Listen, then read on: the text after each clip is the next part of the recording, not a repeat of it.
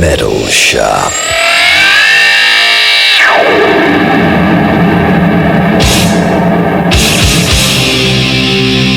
Yo, this is Lars from Metallica. And Jason from Metallica also.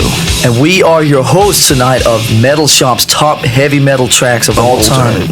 Over the next hour, you'll hear some of the heaviest metal tunes ever laid down on vinyl, including killers like Black Sabbath, AC/DC, Judas Priest, Motorhead, Deep Purple, Iron Maiden, and more from some of metal's heaviest hitters. Plus, we'll let you know what we think of some of the different tracks and what maybe some of the disagreements and so forth would have been. So strap yourself in for one solid hour of serious headbanging, amongst other things, with the top heavy metal tracks of all time tonight, right here on Metal Shop. Metal Shop. Bravewords Records, home for Paul Di'Anno's Warhorse, the Chris Slade Timeline, Rhett Forrester and Rob Robbins, Prophets of Addiction, Jack Starr, Aska, Crimson Glory, and Lillian Axe, where music lives. Bravewords Records. Visit bravewordsrecords.com. Metal Shop. Yo, this is Lars Ulrich and Jason Newkid from Metallica. Welcome to the shop's top heavy rock tracks of all time. We're going to hear 10 of the biggest and heaviest bruisers in heavy rock during the next 60 minutes. And right now we're going to start off with a song from one of surely hard rock's most successful groups ever, Kiss.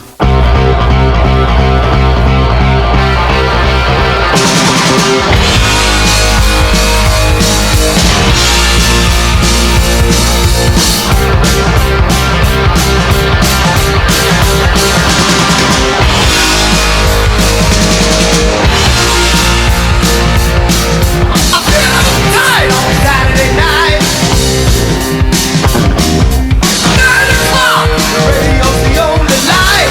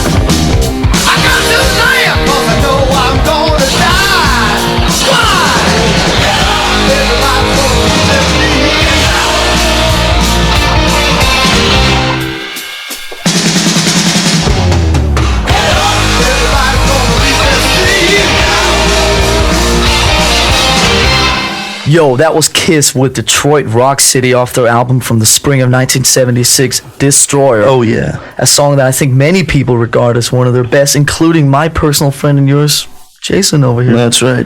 That album was happening. It changed my life. I think as an overall album, Destroyer was the most consistent strong, of all of them. And you're not going to tell me that anyone out there can't say if they're over 20 that at least they were into Kiss for, a few months of their early Or at least teens. had a little something to do with it. Yeah, I mean, Kiss, played a huge role in my life for about a year. And for sure. They had to be definitely one of the most influential. And successful. As far as like the hard rock thing, they definitely did really good.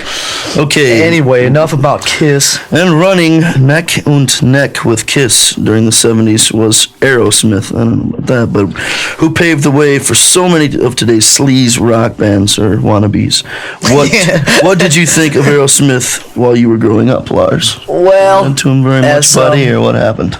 I don't know. In Europe, again, I didn't, as you know, move to America until 1980. Aerosmith was not that much of an entity in Europe in the mid-70s, as obviously they were over here. But they were huge over here. I got a hold of their albums like Rocks and Toys in the Attic and stuff about 78, 79, and thought they were great albums, even though I probably think they're better now than I thought they were when I first got them, because I was so hooked on all the European stuff like Purple and Thin Lizzy and UFO and Priest and stuff, that anything that came out of America, I don't know, it just wasn't as happening as the European stuff. But I think those albums are great listening. I think all their albums up to, Draw the Line, they might have started getting a little weak, but all of them up to that were just so consistently strong. Every song was so cool. Rocks that you mentioned, and Toys. Anyway, here's a track from their third album, Toys in the Attic.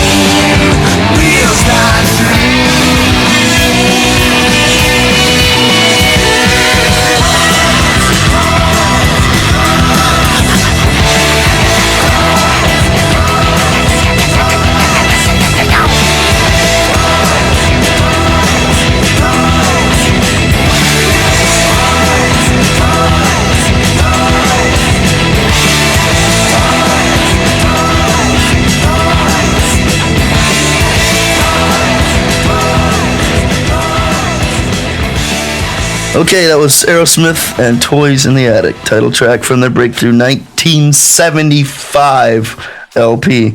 Now that we've looked at two of America's most influential groups, Kiss and Aerosmith, let's look at two of England's, Def Leppard and Iron Maiden, who are the leaders of the new wave or British heavy metal.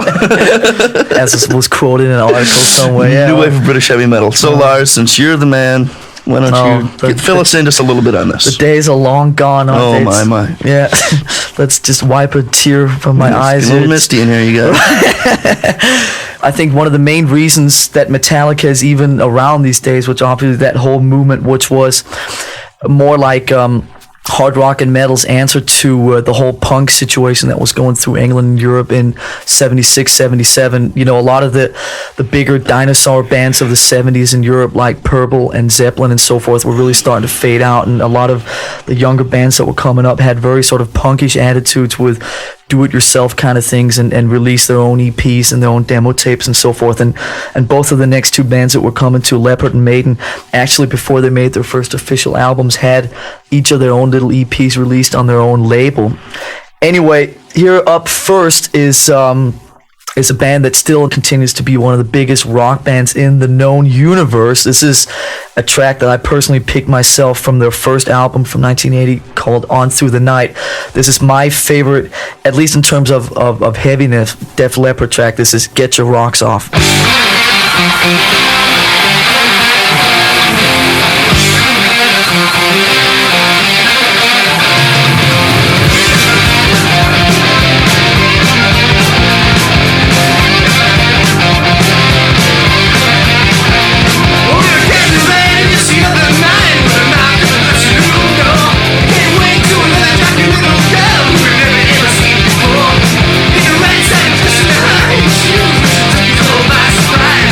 What's the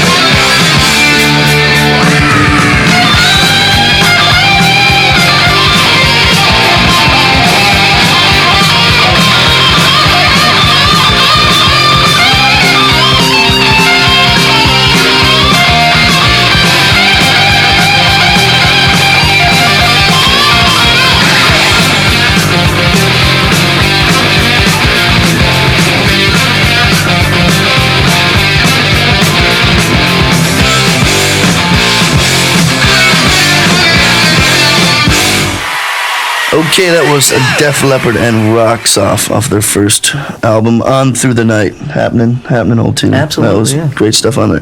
The track originally appeared on Leppard's legendary debut single, Get It If You Can Find It Now. Yeah, I have a couple of copies if anyone's interested. His address is 24719. Anyway, as we were saying earlier, the other major leaders, at least looking back on it now, 10 years later, of the new wave of British heaven were definitely Iron Maiden. That's now, there's right. a real band. You know it. And I think that, between me and Jason, we could sit here and talk Iron Maiden for hours, but I think what we should definitely say is that I think not too many people give Iron Maiden enough credit for, I think, as many doors as they opened up for extreme, hard rock and stuff up in the 80s, especially in America. And I think that a band like ourselves have had a lot easier time to deal with things like radio and just gigs and touring and stuff in general. I think Iron Maiden really opened up a lot of doors, apart from releasing some of the best metal albums of all time, obviously. But, what can you say about Iron Maiden? One of my definitely all-time favorite bands. Same here. So let's get right on with it. This is their title track from their third album, which came out in the spring of 1982. This is Iron Maiden with The Number of the Beast.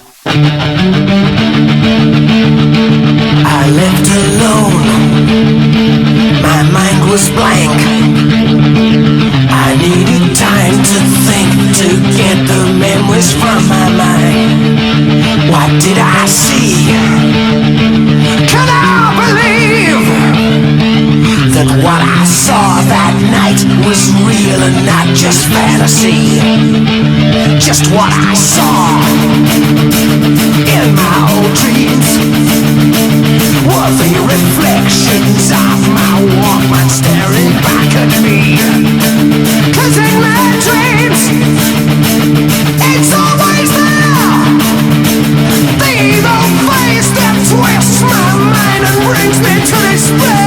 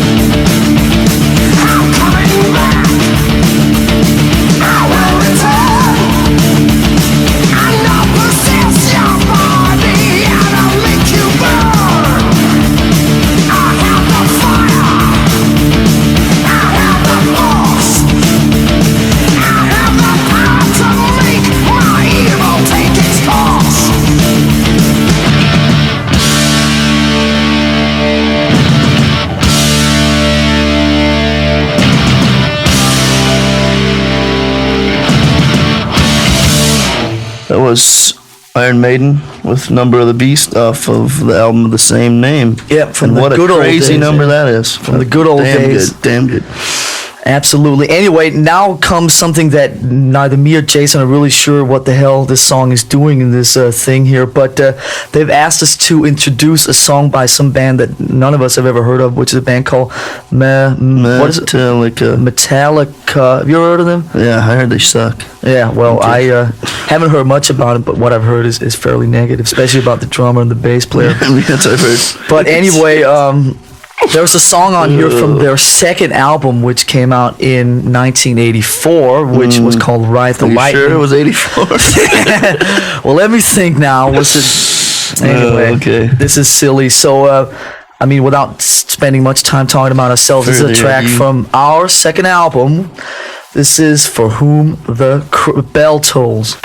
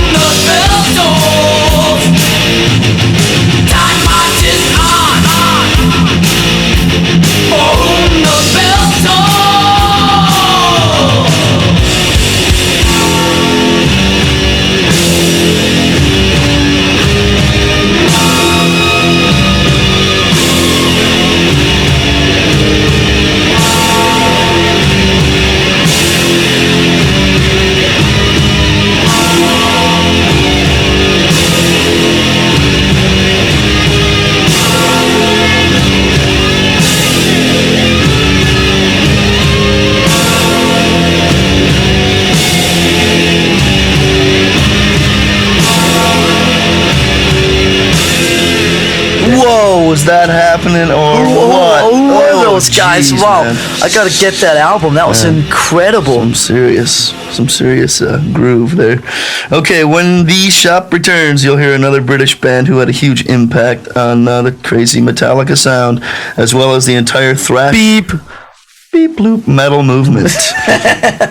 And you also check out more of the greatest metal tracks ever recorded by the most influential groups in the field. world. Out in the fields, yeah. Gary Moore, Phil Lynott, right? Inside Joke, Part 9. I'm Lars. And I'm Jason from Metallica. We'll be right back after this. Cue buzzsaw.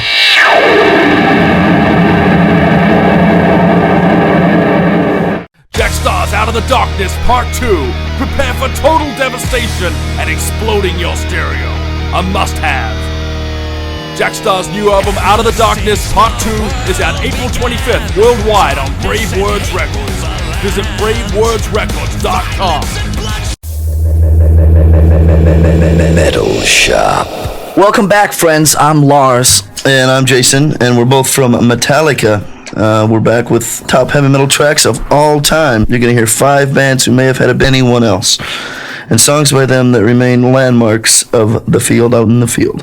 I can't think of a better group to start with than one of my very personal favorites, definitely. Motorhead. Yep, I mean, the impact they had on hard rock and metal back in the early 80s, especially in Europe. I mean, unfortunately, it never really took off as much in the States as they did in Europe. But that's for sure. I mean, between, say, 80 and 83 in Europe, I mean, Motorhead were like a huge phenomenon that just spawned and influenced like just hundreds of bands and just ways of life and attitudes and stuff like that. And, you know, Motorhead, whatever people think of them now and so forth, I think, you know, at least songwriting wise, I think they peaked back, you know, with Ace of Spades and Overkill and stuff like that. But I mean, you just can't not admire what they were doing that back then, and that they're still keeping it going. I think it's and so forth. Kind of like you were talking about Maiden, you know, opening up doors for bands like us, and you know, back then Motorhead had a lot to do with that too. Definitely.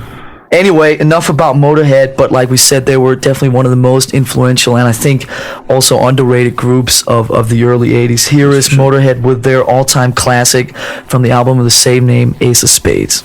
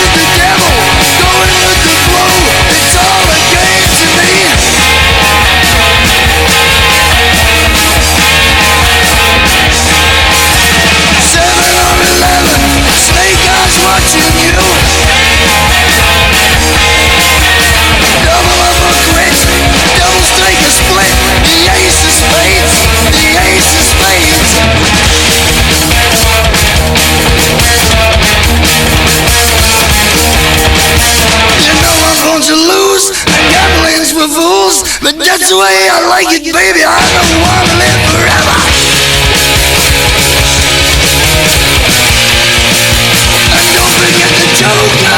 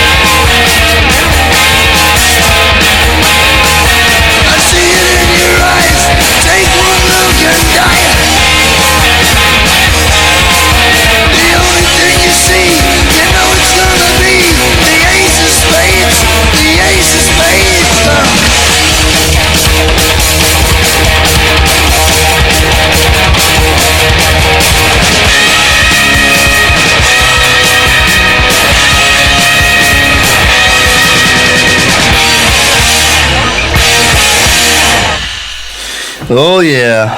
Oh yeah. Oh yeah. Getting That a was little it. misty Lemmy. Oh, you eyed. know it. Lemmy on a roll. He's happening. One of the Okay. all-time greatest bass sounds. Sick old bass sound. Yeah, that was a bass guitar, not a guitar. Anyway, so from Motorhead Guess on to who's something next? of a slightly different kettle of fish here, Deep Purple, but as you know, to me, equally influential and overly mega gods, if not just slightly more than, I mean, if people ask me what my all-time favorite band would be, then Lars, who's your favorite all-time band? it's funny you should ask that, Jason, because I would have to say that it would probably be Deep Purple. Incredible. and- That's cool because we're gonna listen to them. Really? Oh, Deep Purple is next. What a coincidence. Anyway, like, you know, growing up in Europe back in the 70s, I mean, Deep Purple were just the major... I mean, Deep Purple were in Europe in the mid-70s what Zeppelin were in America at the same time period. And, I mean, I still, you know, I listen to the stuff, as Jason knows, when he runs out of the dressing room every day. When I put on a Deep Purple CD, you know, the dressing room is cleared. But, I mean, I think the stuff still holds up so well, you know, 15, 20 years later. And I don't know what Deep Purple meant to my friend Jason here, but I unfortunately think it might not have scaled the same heights. So I'll just keep this one on my own. Why don't you just introduce this great song? This is Deep Purple from their all-time classically overly brilliant, mega King. godlike album Deep Purple in Rock, which came out in late 1969. This is Speed King.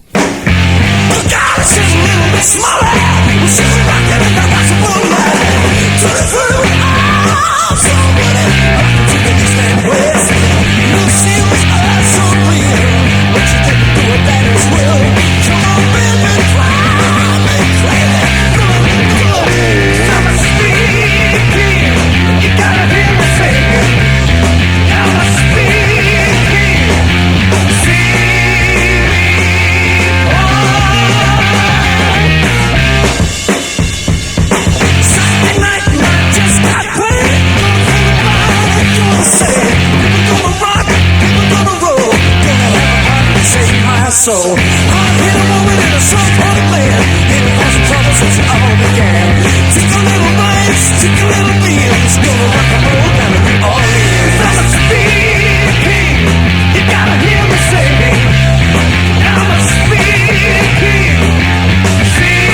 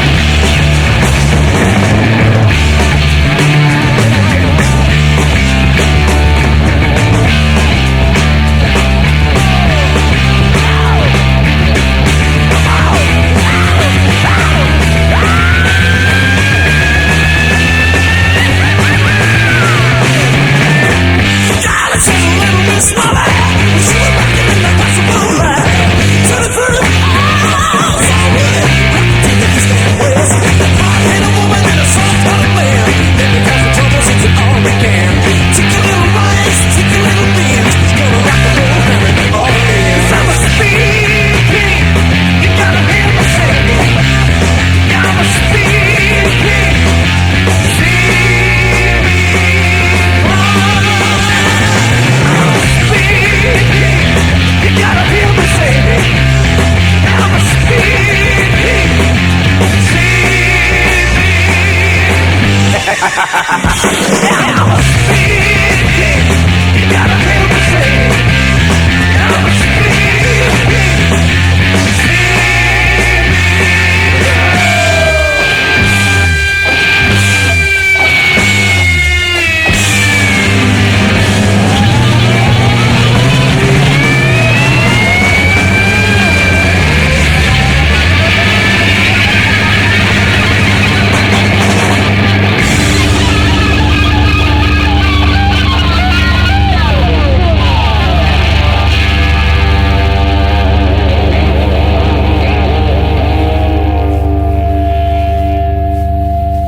Now, wasn't that absolutely incredibly special and brilliant and epic and godlike? That was Deep Purple with Speed King from the album In Rock from 1969. And there's a few more adjectives, but we'll save them for later.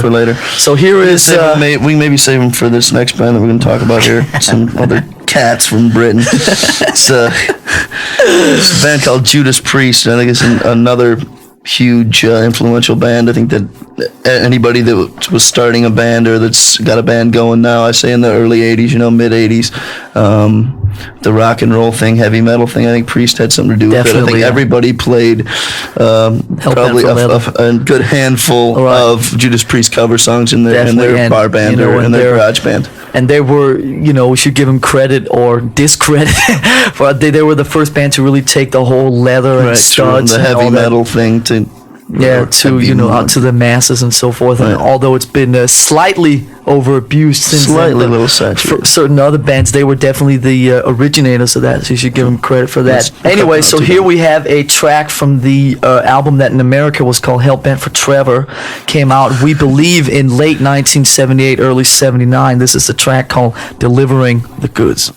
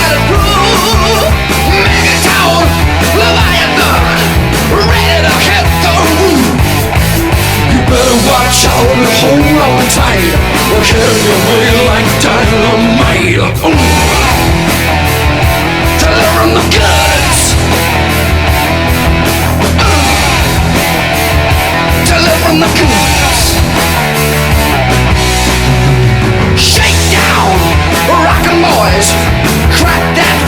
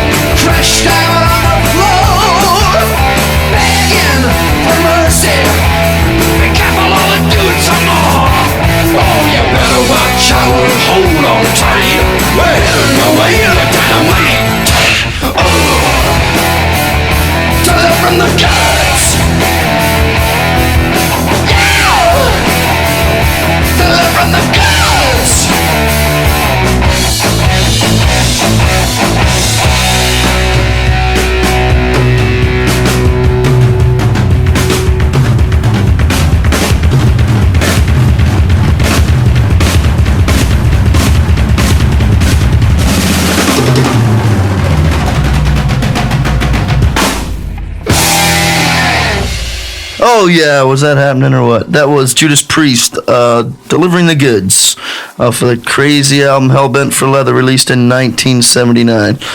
Now we're gonna turn to the band that maybe the grandfathers of heavy metal as we know it. My personal favorite metal band of all time, Black Sabbath, and they had plenty of tunes.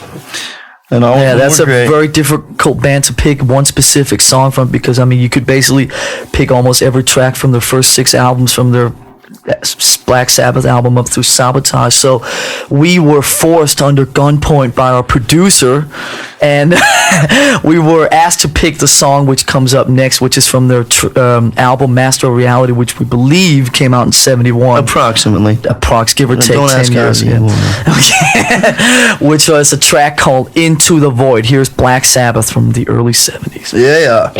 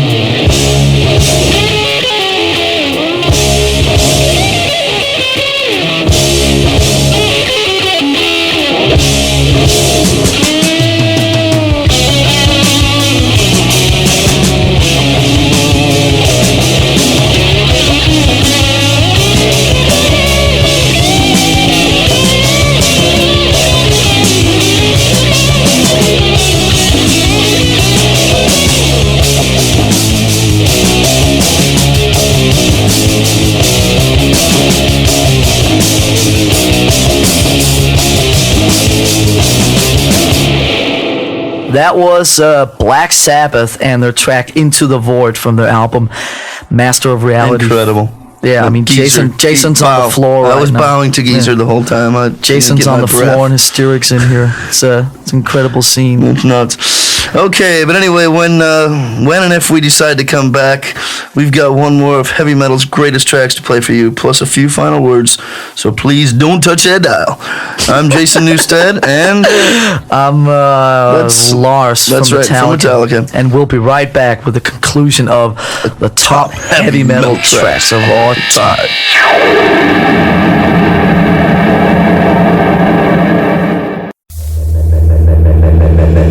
Metal Shop. Yo ho ho! Welcome back to the top heavy metal tracks of all time. I'm Lars Ulrich, along with my buddy. You know him, you love him, you can't live without him. Jason of Metallica. Woo! You know, the songs you've heard tonight haven't been played in order of which ones are best or anything like that. He's not reading this. Because, well, I mean, you couldn't determine it, no. Could you? I mean, it'd be silly. These are obviously... Okay, I mean, this list that the boy gave us, had except number one. Right? We should make sure that people know that... a broken arm over here. We should make sure that people know that even though we agree with a lot of these choices, there's obviously a lot of stuff out there that's been left out. Right. These aren't based on any letters or any personal, it's just... It's a sample of... Order. It's just... of some of the best tracks of all time and trying to keep as much crunch in there as possible. That sounded really spontaneous. Anyway, so to cut an overly long and boring story shorter, obviously, how could we do this without ending with one of the greatest tracks by any hard rock? I don't think they would like to be called metal, but this is a song that in some way kind of just it sums up the whole history of what we've been talking about with in terms of overall atmosphere and vibe and so forth. True.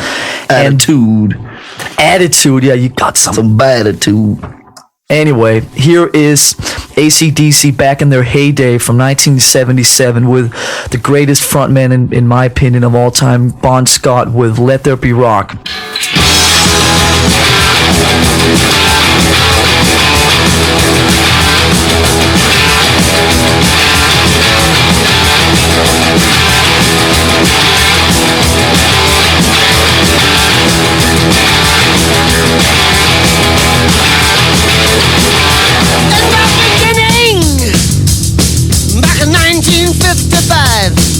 Man didn't know about a rock and roll show. No, that jive. The white man had the schmaltz, the black man had the blues. No one knew what they was going to do, but Tchaikovsky had the news. He said, let there be sound. There was sound. Let there be light. There was light. Let there be drums. There was drums. Let there be guitar. There was guitar. Oh, let there be rock.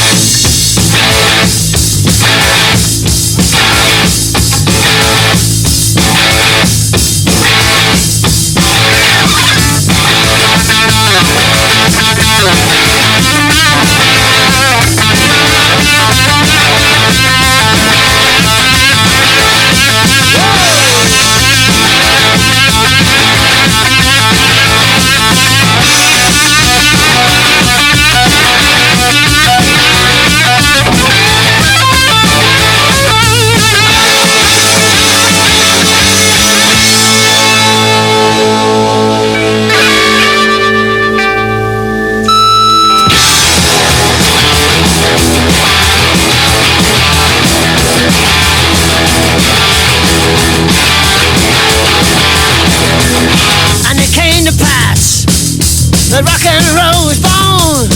Now across the land, every rockin' band was blowing up a storm. And the guitar man got famous, the businessman got rich, and in every bar there was a superstar with a 70 rich. There were 50 million fingers learning how to play, and you could hear the fingers picking.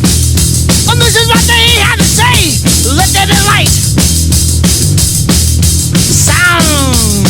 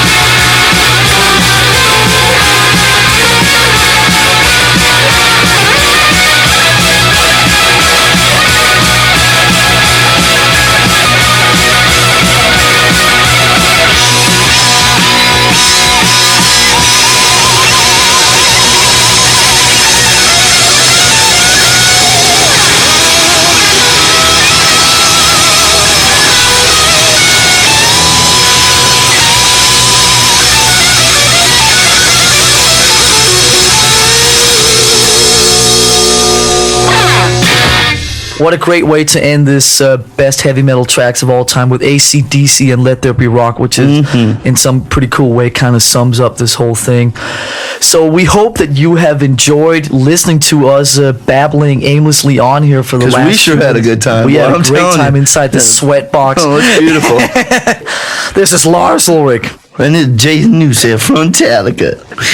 And guess what? My buddy Charlie Kendall will be back next week with another Mud Meltdown. On Metallica Shop. Yeah! Metal Shop.